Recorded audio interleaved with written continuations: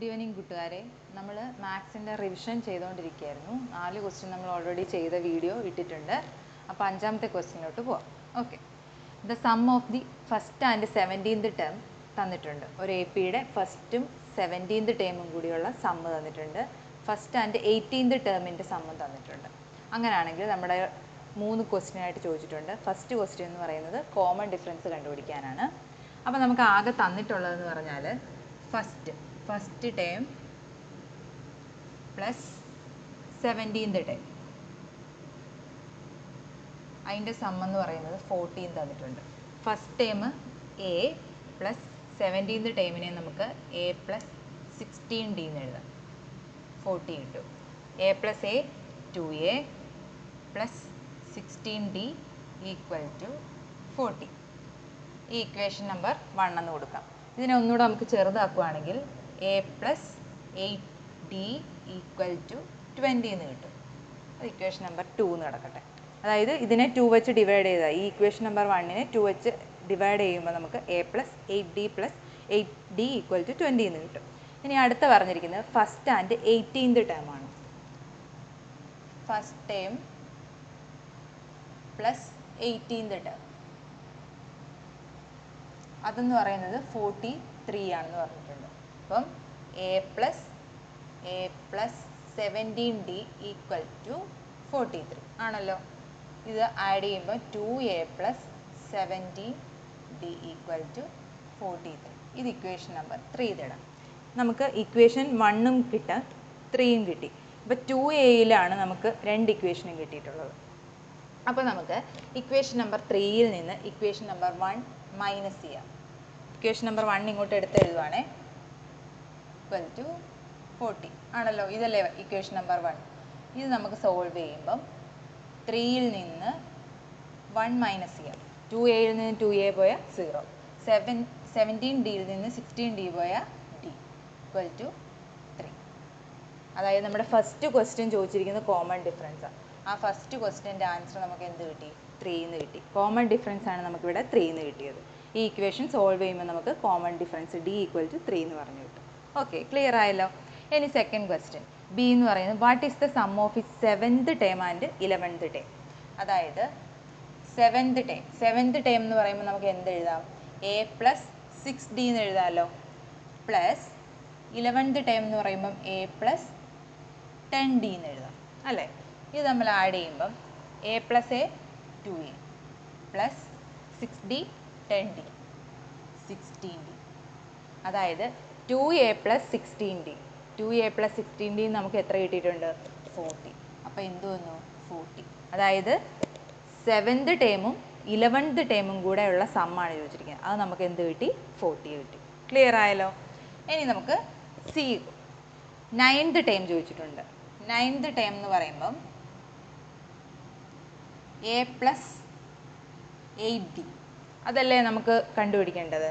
ഈ A plus 8d എന്നുള്ളതല്ലേ നമുക്ക് ഇതാ ഇവിടെ 20 എന്ന് കിട്ടിയിരിക്കുന്നത്. ഇക്വേഷൻ നമ്പർ 2 എടുത്താൽ അപ്പോൾ എ പ്ലസ് 8d എന്ന് പറയുന്നത് എന്ത് വരും?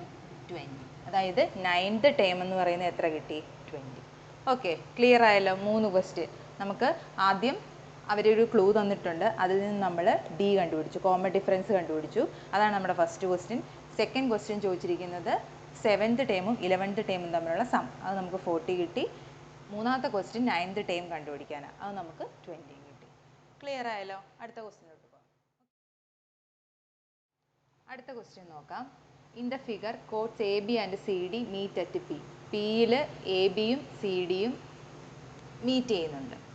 എ ബി 8 തന്നിട്ടുണ്ട്, പി എ 6 തന്നിട്ടുണ്ട്. ഫസ്റ്റ് ക്വസ്റ്റ്യൻ എന്ന് പറയുന്നത് find the length of P B, അതായത് പി ബിയുടെ ലെങ്ത് കാണാൻ. അപ്പം എ ബി എന്നുള്ളത് ഫുള്ള് 8 ആണെന്ന് നമുക്കറിയാം. പി എ എന്നുള്ളത് 6 ആണെന്നറിയാം. അപ്പോൾ ഇത് 2 ആണെന്ന് കിട്ടുമല്ലോ. അതായത് ഈ ലെങ്ത് ഫുള്ള് 8 ആണ്, ഇത് 6 ആണ്. 8 മൈനസ് 6 2. അതായത് നമ്മുടെ എ ക്വസ്റ്റ്യൻ്റെ ആൻസർ 2 സെൻറ്റിമീറ്റർ പി ബി എന്നുള്ളത്. ഓക്കെ, ക്ലിയർ ആയല്ലോ. ഇനി B question P C is to P D equal to 4:3 എന്ന് തന്നിട്ടുണ്ട്. Find the length of C D ആണ്. P C is to P D ratio തന്നിരിക്കുന്നത്. P C is to P D 4:3 എന്ന് തന്നിട്ടുണ്ട്. അതുകൊണ്ട് നമുക്ക് പി സി 4x എന്ന് എടുക്കാം, പി ഡി 3x എന്ന് എടുക്കാം. അതിൽ നിന്ന് നമുക്ക് എഴുതാൻ പറ്റുന്ന ഒരു കാര്യം ഇതാണ്.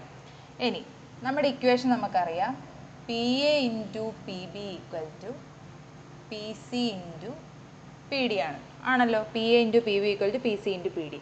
ഇതിൽ പി എ എന്ന് പറയുന്നത് നമുക്കറിയാം എത്രയാണ് 6 ഇൻറ്റു പി ബി എന്ന് പറയുന്നത് നമ്മളിപ്പോൾ കണ്ടുപിടിച്ചു 2 ഈക്വൽ ടു പി സി നമുക്കറിയാം 4x ഇൻറ്റു പി ഡി എന്ന് പറയുന്നത് 3x അല്ലേ. 6 ഇൻറ്റു 2 12. ഇത് ചെയ്യുമ്പോൾ 12x സ്ക്വയർ കിട്ടും. X square equal to 12/12. 1 x equal to square root 1 plus or minus 1 ആണ്. ഇവിടെ ലെങ്ത് ആയതുകൊണ്ട് എന്തായാലും -1 വരത്തില്ല, +1. അപ്പോൾ എക്സ് എന്ന് പറയുന്നത് നമുക്ക് 1 കിട്ടി. അപ്പോൾ നമ്മളോട് ചോദിച്ചിരിക്കുന്നത് find the length of C D ആണ്. ആദ്യം നമുക്ക് പി സിയും പി ഡി എത്രയാണെന്ന് കണ്ടുപിടിക്കാം. പി സി എന്ന് പറയുന്നത് 4x ആണ്, അതായത് 4. പി ഡി എന്ന് പറയുന്നത് 3x ആണ്, അതായത് 3. ഇനി നമ്മളോട് ചോദിച്ചിരിക്കുന്നത് സി ഡി ആണ്. സി ഡി എന്ന് പറയുന്നത് എന്താണ്? P C plus P D ആണ് അല്ലേ. സി ഡി എന്ന് പറയുന്നത് ഈ ലെങ്ത്. അപ്പം 4 + 3 7 സെൻറ്റിമീറ്റർ. അതായത് ബി ക്വസ്റ്റ്യൻ എന്ന് പറയുന്നത് find the length of C D ആണ്. സി ഡി എന്ന് പറയുന്നത് നമുക്ക് 7 സെൻറ്റിമീറ്റർ എന്ന് കിട്ടും. ക്ലിയർ ആയല്ലോ? ഓക്കെ.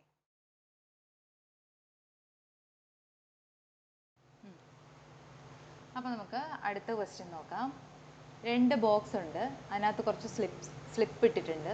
അപ്പോൾ ആദ്യത്തെ ബോക്സിൽ 1 2 3 4 ആണ്, രണ്ടാമത്തെ ബോക്സിൽ 5 6 7 8 9 ആണ്. ചോദിച്ചിരിക്കുന്നത് how many number pair R possible. അതായത് ഈ 2 സ്ലിപ്പിൽ നിന്നും, ഈ 2 ബോക്സിൽ നിന്നും ഓരോ സ്ലിപ്പ് നമ്മൾ എടുക്കുന്നു. അതിൽ നിന്നും ആകെ എത്ര പെയർ കിട്ടും എന്നാണ് ചോദിച്ചിരിക്കുന്നത്. അപ്പം നമ്മുടെ എ ക്വസ്റ്റ്യൻ എന്ന് പറയുമ്പം ആദ്യത്തെ ബോക്സിൽ 4 എണ്ണമാണ്, രണ്ടാമത്തെ ബോക്സിൽ 5 നമ്പറാണ്. അപ്പം നമുക്ക് മൊത്തം കിട്ടാവുന്ന പെയർ എന്ന് പറയുന്നത് 4 × 5 20 ആണ്. ഓക്കെ. ഇനി അടുത്ത ക്വസ്റ്റ്യൻ എന്ന് പറയുന്നത് what is the probability of both being odd. അതായത് ഇതിൽ നിന്നും ഓരോ നമ്പർ എടുക്കുകയാണ്, അത് ഓഡ് ആവാനുള്ള ചാൻസ് അല്ലെങ്കിൽ പ്രോബബിലിറ്റിയാണ് ചോദിച്ചിരിക്കുന്നത്. അപ്പോൾ നമുക്ക് ഇവിടുന്ന് 1 എടുക്കാം, അതിൻ്റെ കൂടെ ഇവിടുന്ന് 5 എടുക്കാം, പിന്നെ വീണ്ടും 1 എടുക്കാം, ഇവിടുന്ന് 7 എടുക്കാം, വീണ്ടും 1ൻ്റെ കൂടെ 9 വരാം. അങ്ങനെ 1 എടുത്താൽ ഈ 3 പെയറും വരാം, ഇത് രണ്ടും ഓടാണ്. പിന്നെ അവിടെ നിന്ന് എടുക്കാൻ പറ്റുന്നത് 3 ആണ്. 3 എടുക്കുമ്പോഴും ഇതുപോലെ തന്നെ 3 പെയർ വരും അല്ലേ. അതായത് ഇവിടുന്ന് 1 എടുത്തു, അല്ലെങ്കിൽ 3 എടുക്കാം, ഓട് 2 നമ്പറേ ഉള്ളൂ. ഇവിടുന്ന് 5ഉം 7ഉം 9ഉം വരും. അങ്ങനെ മൊത്തം 6 പെയർ വരും. അപ്പോൾ ഇതിൻ്റെ പ്രോബബിലിറ്റി എന്ന് പറയുന്നത് 6/20 അല്ലേ. ഇതിനെ നമുക്ക് 2 വെച്ച് ഡിവൈഡ് ചെയ്യുമ്പോൾ 3/10. അതായത് രണ്ടും ഓടാവാനുള്ള ചാൻസ്, 2 നമ്പറുകളും ഓടാവാനുള്ള ചാൻസ് എന്ന് പറയുന്നത് 3/10 ആണ്. ഓക്കെ. ഇനി നമ്മുടെ C question what is the probability of getting the sum of the numbers 10. അതായത് അത് രണ്ടും കൂടി കൂട്ടുമ്പോൾ സമ്മ് 10 ആവാനുള്ള പ്രോബബിലിറ്റി. അപ്പം ഇവിടുന്ന് 9 എടുത്താൽ ഇവിടുന്ന് 1 വരും അല്ലേ. അപ്പം 9 1 10 ആയി. പിന്നെ 8 എടുത്താൽ അവിടുന്ന് 2 വരാം, അപ്പോഴും 10 ആയി. 7 എടുത്താൽ 3 വരാം, അപ്പോഴും 10 ആയി. 6 എടുത്താൽ 4 വരാം, അപ്പോഴും 10 ആയി. പിന്നെ 5 എടുത്താൽ അവിടെ ഒന്നും എടുക്കാൻ കിട്ടത്തില്ല 10 വരാൻ വേണ്ടി. അപ്പം മൊത്തം 4 പെയർ. അപ്പം നമ്മുടെ പ്രോബബിലിറ്റി എന്ന് പറയുന്നത് 4/20, അതായത് 1/5 അല്ലേ. ക്ലിയർ ആയല്ലോ? അപ്പോൾ നമ്മുടെ ആകെ ചോദിച്ചിരിക്കുന്ന പെയർ ചോദിച്ചു, പിന്നെ 2 പ്രോബബിലിറ്റി. ഒന്നെന്ന് പറയുന്നത് രണ്ടും ഓടാവാനുള്ള പ്രോബബിലിറ്റി, അത് നമുക്ക് 3/10 കിട്ടി. പിന്നെ സം എന്ന് പറയുന്നത് 10 ആവാനുള്ള പ്രോബബിലിറ്റി, അത് നമുക്ക് 1/5 കിട്ടി. അപ്പോൾ നമ്മൾ മാത്സിൻ്റെ എക്സാമിന് വരാൻ ചാൻസ് ഉള്ള കുറേ ക്വസ്റ്റ്യൻസ് ആണ് നമ്മുടെ റിവിഷനിൽ ഉൾപ്പെടുത്തിയിരിക്കുന്നത്. ഇതേപോലത്തെയോ അല്ലെങ്കിൽ ഇതുപോലെ തന്നെ, ഒന്നില്ലെങ്കിൽ ഇത് അങ്ങനെ, അല്ലെങ്കിൽ വേറെ ഇതേപോലെയുള്ള ക്വസ്റ്റ്യൻസ് ആണ് അതിൽ നമ്മൾ ഉൾപ്പെടുത്താൻ ശ്രമിച്ചിരിക്കുന്നത്. ക്വസ്റ്റ്യൻ എക്സാമിന് ചോദിക്കാൻ ചാൻസ് ഉള്ളത്. അപ്പോൾ എല്ലാവരും ചെയ്ത് റിവിഷൻ നല്ലതായിട്ട് ചെയ്യുക.